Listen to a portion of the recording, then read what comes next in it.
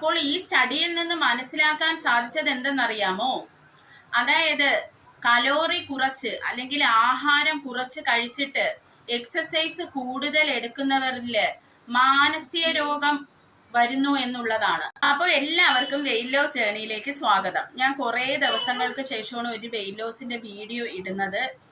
നിങ്ങൾ എല്ലാവരും എന്നോട് ക്ഷമിക്കണം കേട്ടോ. കാരണം എനിക്ക് ഈ ചാനലും ഇതും കൂടെ എന്നും കൊണ്ടുപോകാനായിട്ട് ഒട്ടും പറ്റുന്നില്ല വന്ന്. അപ്പോൾ ഞാൻ കൂടുതൽ എഫേർട്ട് ഷോർട്സിൽ ഇടുമ്പോഴത്തേക്കിനും എൻ്റെ ലോങ് വീഡിയോസിന്റെ കാര്യം വെള്ളത്തിലാവുകയാണ്.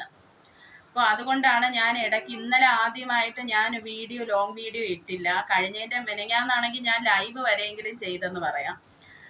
അപ്പോൾ എൻ്റെ വെയിറ്റിനെയും ഇത് ബാധിക്കുന്നുണ്ട്. കാരണം ഞാൻ നിങ്ങൾക്ക് വീഡിയോ ഇടാതിരിക്കുമ്പോൾ ആ പ്രചോദനത്തിൽ ഒരു കുറവ് വരികയും എൻ്റെ വെയിറ്റ് ലോസിനെ അത് ബാധിക്കാൻ തുടങ്ങിയിരിക്കുന്നു. അതുകൊണ്ട് തന്നെ വെയിറ്റ് ലോസിന്റെ വീഡിയോ ഞാൻ ഉറപ്പായിട്ടും ഇടുന്നതായിരിക്കും ഇനി മുതൽ കേട്ടോ. അപ്പോൾ നിങ്ങൾക്കും എല്ലാം മടി പിടിച്ചിരിക്കുവാണോ? മടിയൊന്നും ആരും പിടിക്കരുത്. വെയിറ്റ് ലോസുമായിട്ട് മുന്നോട്ട് തന്നെ പോകണം. നിങ്ങളുടെ സംശയങ്ങളൊക്കെ എൻ്റെ അടുത്ത് ചോദിക്കണം. എന്നെ സപ്പോർട്ട് ചെയ്യണം. നിങ്ങൾ എന്നെ സബ്സ്ക്രൈബ് ചെയ്തവർക്കൊക്കെ ഒത്തിരി നന്ദിയുണ്ട്. സപ്പോർട്ട് ചെയ്തവർക്കും നിങ്ങളുടെ ലൈക്കും കമൻറ്റും ഒക്കെ എനിക്ക് ആവശ്യമാണ്. നിങ്ങൾ കമൻറ്റ് ചെയ്യണം, ലൈക്ക് ചെയ്യണം കേട്ടോ. അതൊക്കെ കാണുമ്പോഴാണ് നമുക്കൊരു ഊർജം വരുന്നത് അടുത്ത ഒരു വീഡിയോ ചെയ്യാനുള്ളത്. അപ്പോൾ നമുക്ക് ഇന്നത്തെ ടോപ്പിക്കിലോട്ട് കടക്കാം. സുഹൃത്തുക്കളെ, പണ്ട് മുതലേ നമ്മൾ കേൾക്കുന്നത് എന്താണ്? അതായത് നമ്മൾ ആഹാരം കുറച്ച് കഴിക്കുകയും കൂടുതലായിട്ട് എക്സസൈസ് ചെയ്യുകയും ചെയ്യുവാണെങ്കിൽ നമ്മൾ ഹെൽത്തി ആയിട്ടിരിക്കും. അതുപോലെ തന്നെ നമ്മൾ ദീർഘകാലം ജീവിച്ചിരിക്കും. അതുപോലെ നമ്മുടെ ഫാറ്റ് ബേൺ ആയി പോവുകയും ചെയ്യും. ഇതൊക്കെയാണ് നമ്മൾ കേട്ട് പഴകിച്ച കാര്യങ്ങൾ. എന്നാൽ ഈ കലോറിക്കൊന്നും നമ്മുടെ വെയിറ്റ് ലോസുമായി ഒരു ബന്ധവും ഇല്ലെന്നാണ് ഞാൻ ഇന്ന് നിങ്ങളുടെ അടുത്ത് പറയാൻ പോകുന്നത്. ഇറ്റ്സ് എ ബിഗ് ലൈ ആണ് സത്യത്തിൽ.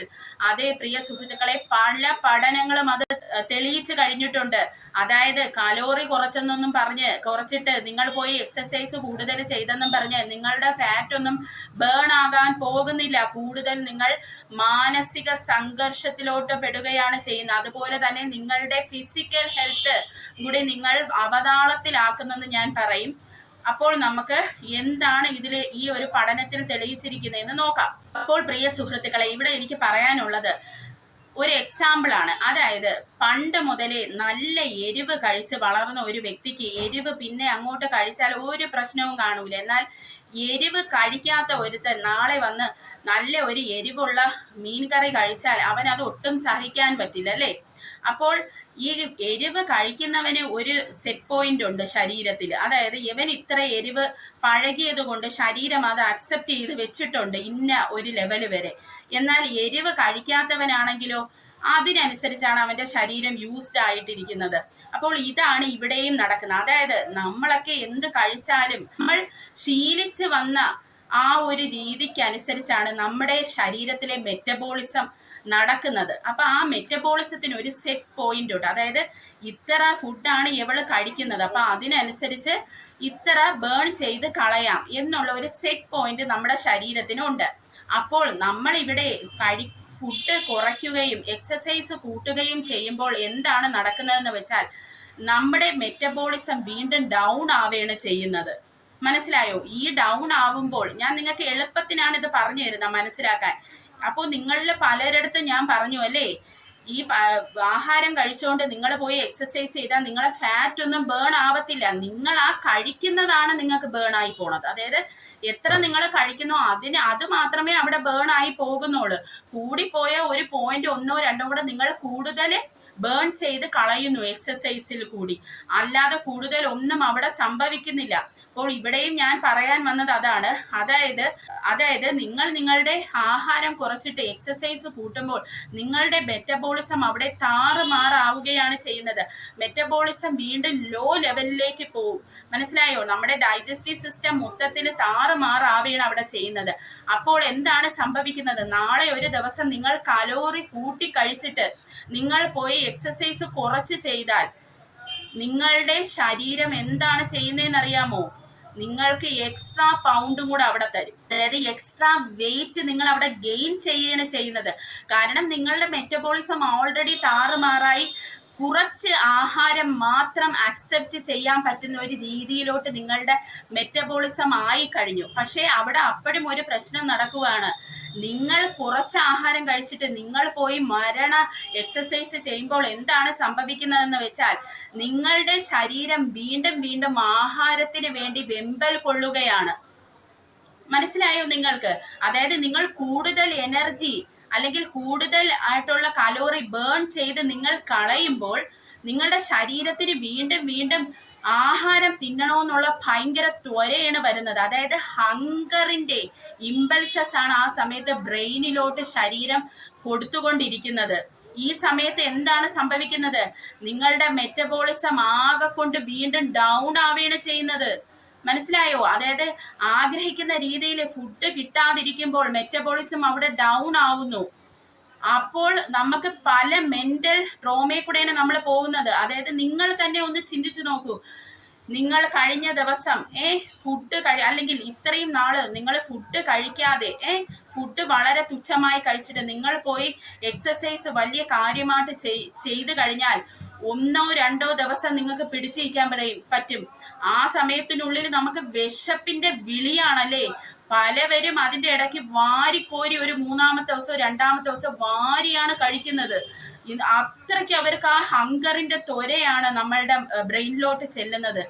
ഞാൻ ഇതിന്റെ അനാട്ടമി ഫിസിയോളജിയിലോട്ടും ഇറങ്ങിയൊന്നും ചെല്ലുന്നില്ല. അപ്പോൾ പ്രിയ സുഹൃത്തുക്കളെ, നമുക്ക് നോക്കാം. ഇവിടെ ഒരു സ്റ്റഡി നടന്നിട്ടുണ്ട്. പ്രിയ സുഹൃത്തുക്കളെ, ഇത് 1960 നടന്ന ഒരു സ്റ്റഡിയാണ്. നിങ്ങൾ ആലോചിക്കണം, പണ്ട് മുതലേ ഇതിന്റെ ഒരു തെളിവ് നമുക്ക് കിട്ടിയിട്ടുള്ളതാണ്. മിനിസോട്ട സ്റ്റാർവേഷൻ എക്സ്പെരിമെന്റ് കേട്ടോ നടത്തിയത്. ഇത് നടത്തിയത് 36 ആണുങ്ങളിലാണ് നടത്തിയത്. 13 മാസം ഇവരെ ഫുഡ് കുറച്ച്, അതായത് 1500 കാലറിയിൽ ഇവരെ ഇട്ടിരുന്നു ഫുഡ് കുറച്ച്. അതായത് സാധാരണ ഒരു മനുഷ്യര് 2000, 2500, 3000 ഒക്കെ കഴിക്കുന്ന സ്ഥാനത്ത് ഇവരെ 1500 അത്ര ഒരു ലിമിറ്റ് ആക്കി കലോറി റെസ്ട്രിക്റ്റഡ് ഡയറ്റിൽ ഇവരെ ഇട്ടിരുന്നു. എന്നിട്ട് എന്താണ് സംഭവിച്ചതെന്ന് നിങ്ങൾക്ക് അറിയണോ? ഇവർക്ക് സംഭവിച്ചത് കേട്ടാൽ നമ്മൾ ഞെട്ടിപ്പോകും. അതായത് ഇവര് ഓൾറെഡി തന്നെ അവരെ മനസ്സിൽ ചിന്തിച്ചു വെച്ചിരുന്നു, നമുക്കിനി ഫുഡൊന്നും കിട്ടാൻ പോകുന്നില്ല എന്നുള്ള ഒരു മുൻധാരണ ഇവരിൽ വന്നു. അത് എന്തൊരു നെഗറ്റീവ് എഫക്റ്റ് ആണ് വരുത്തിയെന്ന് അറിയാമോ? അതായത് ദിവസവും ചെയ്യേണ്ട ജോലി പോലും ഇവര് ചെയ്യാതെയായി. അതായത് ഈ ഒരു വറിയാണ് ഇവരെ മനസ്സില്. അത് മാത്രമല്ല, ഇവര് ഡിപ്രഷനിൽ പോയി, ആൻസൈറ്റിയിലോട്ട് പോയി. അത് മാത്രമല്ല, ഇവർക്ക് എന്താണ് ഒരു ദിവസം നടക്കുന്നതെന്ന് അറിയാൻ പറ്റാത്ത ഒരു കൺഫ്യൂസ്ഡ് സ്റ്റേറ്റിലോട്ട് പോയി. പിന്നെ സ്വയം തന്നെ ഇവര് ചിന്തിക്കാൻ തുടങ്ങി, ഇവർക്ക് എന്തൊക്കെയോ അസുഖങ്ങളാണ്, എനിക്കൊന്നിനും വയ്യ, ഞാൻ ഇങ്ങനെ കിടക്കുകയാണ്, എനിക്ക് പിന്നെ മുന്നോട്ട് ജീവിക്കണ്ട എന്നൊക്കെയുള്ള മൊത്തത്തിൽ ഇവരെ മെന്റൽ സ്റ്റേറ്റിനെ ഇത് ബാധിച്ചു. അതെ പ്രിയ സുഹൃത്തുക്കളെ, നിങ്ങൾ ഈ കേൾക്കുന്നത് വളരെ ശരിയാണ്. നിങ്ങൾ തന്നെ സ്വയം ചിന്തിച്ചു നോക്ക്.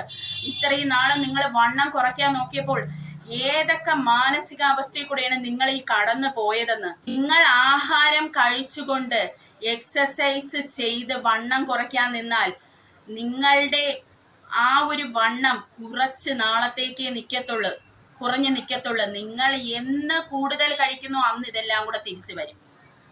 ഉള്ള കാര്യമാണ് പറയുന്നത്. അതുകൊണ്ട് തന്നെ കലോറി ഡെഫിസിറ്റ് ഡയറ്റിംഗ് എന്ന് പറയുന്നത് അട്ടർ ഫെയിലുവർ ആണെന്ന് തെളിഞ്ഞിട്ടുണ്ട്. അതിനെപ്പറ്റിയുള്ള ഇഷ്ടം പോലെ സ്റ്റഡീസ് ഇന്നും ഇറങ്ങുന്നുണ്ട്. അതിനെപ്പറ്റി ഇഷ്ടം പോലെ ബുക്സ് ഇറക്കുന്നുണ്ട് കേട്ടോ, പല ഡോക്ടേഴ്സ്. ആ സ്റ്റഡിയുമായിട്ടൊക്കെ ഞാൻ നിങ്ങളുടെ അടുത്ത് വരുന്നതായിരിക്കും കേട്ടോ. അതുകൊണ്ട് ഫുഡ് കുറച്ച് എക്സസൈസ് അങ്ങ് കൂട്ടി ചെയ്താൽ വേറൊരു പ്രശ്നവുമുണ്ട്. നമ്മുടെ ശരീരത്തിന് ആവശ്യത്തിനുള്ള മിനറൽസും വൈറ്റമിൻസും ഇലക്ട്രോലൈറ്റ്സും ഒക്കെ കിട്ടേണ്ട ഫുഡ്സ് ഒക്കെ കലോറി കൂടുതലാണ്. അതുകൊണ്ട് ഞാൻ കഴിക്കുന്നില്ലെന്നും പറഞ്ഞ് മാറ്റി വെച്ചാലുള്ള ഒരു അവസ്ഥയും കൂടെ നിങ്ങളൊന്ന് ചിന്തിക്കണം. നമ്മൾ പല ഡെഫിഷ്യൻസീസിലോട്ട് പോകും. അപ്പോൾ അതും കൂടെ നിങ്ങൾ ചിന്തിക്കണം. എന്നിട്ട് ഈ സ്റ്റഡി അവസാനം എന്തായെന്നറിയണോ? ഈ സ്റ്റഡി കഴിഞ്ഞതിന് ശേഷം ഈ 36 ആളുകൾക്കും അവർക്ക് ആവശ്യമുള്ള ഫുഡ് കൊടുത്തു കേട്ടോ. അതിനുശേഷം അവര് എത്തിച്ചപ്പോൾ മനസ്സിലായത് ഈ ആളുകൾക്കെല്ലാം മെന്റൽ ഹെൽത്ത് പ്രോബ്ലംസ് ഉണ്ടായി. അതെ, അവർക്കെല്ലാം മെന്റൽ ഹെൽത്ത് ഇഷ്യൂസ് ഉണ്ടായി. അത് മാത്രമല്ല, എക്സ്ട്രാ, അതായത് മുമ്പുണ്ടായിരുന്നതിലും എക്സ്ട്രാ 10 പൗണ്ടും കൂടെ അവർക്ക് കൂടി. അവര് സാധാരണ രീതിയിൽ ഫുഡ് കഴിക്കാൻ തുടങ്ങിയപ്പോൾ. കലോറി റെസ്ട്രിക്റ്റഡ് ഡയറ്റിലോട്ട് വെച്ചിരുന്നപ്പോൾ അവരുടെ വെയിറ്റ് ശകലം ഒന്ന് എവിടെയൊക്കെ പോയിന്റ് കുറഞ്ഞതാണ്. പക്ഷേ അതിന്റെ ഇരട്ടിയായിട്ട് പിന്നെ അത് വന്നു അവര് നോർമൽ ഫുഡ് കഴിച്ചപ്പോൾ. നിങ്ങൾ തന്നെ ചിന്തിക്കണം, ചെറുതായിട്ട് നമ്മളൊന്ന് ചിന്തിച്ചാൽ മതി. നമ്മൾ കഴിക്കുന്നു, എന്നും കഴിക്കുന്നു, പോയി എക്സസൈസ് ചെയ്യുന്നു. അപ്പൊ കഴിക്കുന്നതല്ലേ അവിടെ ദഹിച്ചു പോകത്തുള്ളൂ. അതിനു മുമ്പ് സ്റ്റോർ ചെയ്തിരുന്ന ഫാറ്റ് എങ്ങനെ ദഹിച്ചു പോകുമെന്നാണ് നിങ്ങളൊക്കെ ഈ ചിന്തിച്ചു വെച്ചിരിക്കുന്നത്. നമ്മൾ ആ ചിന്തിച്ചത് വളരെ തെറ്റാണ് പ്രിയ സുഹൃത്തുക്കളെ. വെയിറ്റ് കുറയ്ക്കണോ, നിങ്ങൾ ഫാസ്റ്റിങ്ങിലോട്ട് പോയേ പറ്റത്തുള്ളൂ. നിങ്ങൾക്ക് അസുഖമില്ലാതിരിക്കണോ, നിങ്ങൾ ഫാസ്റ്റിങ്ങിലോട്ട് പോകണം. ഇന്റർമീഡിയന്റ് ഫാസ്റ്റിംഗ് എടുക്കുന്ന കുറച്ച് ആൾക്കാർ നമ്മളെ കൂട്ടത്തിലുണ്ടല്ലോ, 16 മണിക്കൂർ. പ്രിയ സുഹൃത്തുക്കളെ, ഓട്ടോഫേജിലോട്ട് ബോഡി പോകണമെങ്കിൽ നിങ്ങൾ കുറഞ്ഞത് ഒരു 18, 19 അല്ലെങ്കിൽ 17 മണിക്കൂറിൽ കൂടുതൽ നിങ്ങൾ എടുത്തേ പറ്റത്തുള്ളൂ കേട്ടോ. അപ്പൊ അങ്ങനെ ഇന്റർമീഡിയന്റ് ഫാസ്റ്റിംഗ് എടുക്കുന്നവർ കുറച്ചൊന്ന് കൂട്ടി എടുത്തോളണം മണിക്കൂറുകൾ. ഇതൊക്കെ ഞാനല്ല പറഞ്ഞത്, ഡോക്ടർ മിൻഡി പെൽസ് ആണ്.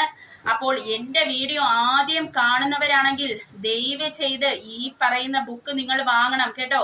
പ്രിയ സുഹൃത്തുക്കളെ, ഈ ബുക്ക് ഉണ്ടല്ലോ, ഫാസ്റ്റ് ലൈക്ക് എ ഗേൾ, ഇതിപ്പോ തിരിച്ചൊക്കെയാണ് കാണുന്നത്. അപ്പോൾ ഈ ബുക്ക് നിങ്ങൾ വാങ്ങിക്കണം. നിങ്ങൾ വാങ്ങിച്ചില്ല എന്നുണ്ടെങ്കിൽ നിങ്ങൾക്ക് വളരെ നഷ്ടമാണ്. നിങ്ങൾ ഒരു സ്ത്രീ ആണെങ്കിൽ നിങ്ങൾ ഈ ബുക്ക് വാങ്ങി നിങ്ങൾ വായിക്കണം. എനിക്ക് ഇതിനകത്തിരിക്കുന്ന മൊത്തം പറഞ്ഞു തരാനായിട്ട് ബുദ്ധിമുട്ടാണ്. കാരണം എന്തെന്നറിയാമോ, ഇത് അതുപോലെ കോപ്പി അടിച്ച് ഞാൻ പറഞ്ഞു തന്നാൽ നാളെ ഇവരുടെ പബ്ലിക്കേഷനെ ഇത് ബാധിക്കത്തില്ലേ? അങ്ങനെ പറഞ്ഞുകൂടെന്നാണ് എന്റെ ഒരു അറിവ് കേട്ടോ. അതുകൊണ്ടാണ് ചില ഭാഗങ്ങൾ മാത്രം ഇമ്പോർട്ടന്റ് ആയിട്ടുള്ള ഞാൻ നിങ്ങൾക്ക് പറഞ്ഞു തരുന്നത്. നിങ്ങൾ ഇത് വാങ്ങി വായിക്കണം. നിങ്ങൾക്കറിയില്ല ഇതില് ഡയബറ്റിക്കാര് എങ്ങനെയാണ് ഫാസ്റ്റിംഗ് ചെയ്യേണ്ടത്, അവരത് എങ്ങനെയാണ് റിവേഴ്സ് ചെയ്തെടുക്കേണ്ടത്. പിന്നെ റുമാറ്റോയിഡ് ആർത്രൈറ്റിസ് പോലെയുള്ള കാര്യങ്ങൾ ഉള്ളവർക്ക്, ഓട്ടോ ഇമ്മ്യൂൺ ഡിസീസസ് ഉള്ളവർ എങ്ങനെയാണ് ഫാസ്റ്റിംഗ് എടുക്കേണ്ടത്, ഹൈപ്പോതൈറോയിഡിസം, ഹൈപ്പർ തൈറോയിഡിസം, അങ്ങനെ സകല അസുഖങ്ങൾക്കും എങ്ങനെയാണ് ഫാസ്റ്റിംഗ് എടുക്കേണ്ടത്, എങ്ങനെയാണ് ഫുഡ് കഴിക്കേണ്ടത്, എങ്ങനെയാണ് നല്ല അണുക്കളെ നമ്മുടെ ശരീരത്തിലോട്ട് കൊടുക്കേണ്ടത്, എല്ലാം ഇതിലുണ്ട്.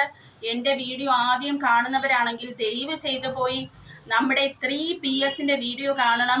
പ്രീബയോട്ടിക്, പ്രോബയോട്ടിക് ആൻഡ് പോളിഫിനോൾ ഫുഡ്സിനെ പറ്റി നിങ്ങൾ അറിഞ്ഞിരിക്കണം കേട്ടോ. അപ്പോൾ എല്ലാവരും കീപ് ഫൈറ്റിംഗ് ഗൈസ്. ഒരിക്കലും നമ്മൾ താന്നു പോരുത്. നിങ്ങളുമായി എനിക്കൊന്ന് ടച്ച് വിട്ടപ്പോഴേ ഞാനൊന്ന് ഡൗൺ ആയി കേട്ടോ.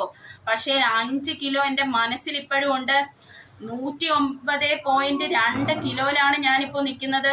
അത് ഞാൻ 5 കിലോ കൂടെ കുറച്ച് ഞാൻ നിങ്ങളെ മുമ്പിൽ വരുന്നതായിരിക്കും. ഇത് എൻ്റെ വാക്കാണ്. സെപ്റ്റംബർ 5-നുള്ളിൽ പറ്റുമെന്ന് എനിക്കറിയില്ല. എനിവേസ് ഞാൻ എൻ്റെ മാക്സിമം കൊടുക്കും കേട്ടോ. അപ്പോൾ നമുക്ക് അടുത്ത വീഡിയോയിൽ കാണാം. അപ്പൊ എല്ലാവരും നല്ല സന്തോഷത്തോടെ ഇരിക്കണം കേട്ടോ. അപ്പൊ ഓക്കെ, ബൈ, ഹാപ്പി ഡേ. പിന്നെ പ്രിയ സുഹൃത്തുക്കളെ, എന്നെ നിങ്ങൾ സപ്പോർട്ട് ചെയ്യണം, എന്നെ ലൈക്ക് ചെയ്യണം, ഷെയർ ചെയ്യണം, കമന്റ് ചെയ്യണം കേട്ടോ. നിങ്ങളെ കമന്റ് ഒക്കെ എനിക്ക് ഭയങ്കര ഇഷ്ടമാണ് വായിക്കാനായിട്ട്. അതൊക്കെ വായിക്കുമ്പോഴാണ് നമുക്ക് ഒരു വീഡിയോ ചെയ്യാൻ തോന്നുന്നത്. അത് ഉള്ള കാര്യമാണ് പ്രിയ സുഹൃത്തുക്കളെ. അപ്പോൾ നമുക്ക് അടുത്ത ഒരു അടിപൊളി വീഡിയോ ആയിട്ട് കാണാം. Till then bye.